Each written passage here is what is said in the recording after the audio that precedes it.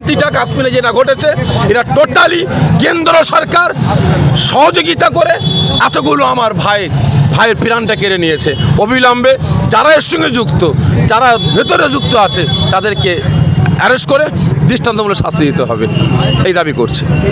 সুতরাং এই বিষয়টাকে নিয়ে ধর্মীয় ট্যাগ যারা লাগাতে চাইছেন তাদের কাছে আমার আবেদন, বিষয়টাকে নিয়ে ধর্মীয় ট্যাগ লাগাতে চাইবেন না। টেরোরিস্ট তারা অত্যাচার করেছে, তারা নিরীহ মানুষের প্রাণ খেয়েছে, সুতরাং তাদের মৃত্যুদণ্ডই আমাদের কাছে একমাত্র কাম্য। আজকের এই আমাদের মঞ্চ থেকে, আজকের আমাদের এই মিছিল থেকে তাদের ফাঁসি দাবি রইল।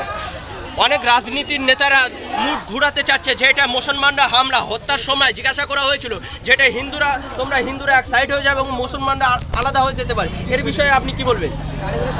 আসলে ঘটনাটা কি ঘটেছে অরিজিনাল ফ্যাক্ট আমাদের কাছে নেই, আমরা মিডিয়ার মাধ্যম দ্বারা যতটুকু জানতে পারছি সেটাই আপনার প্রশ্ন।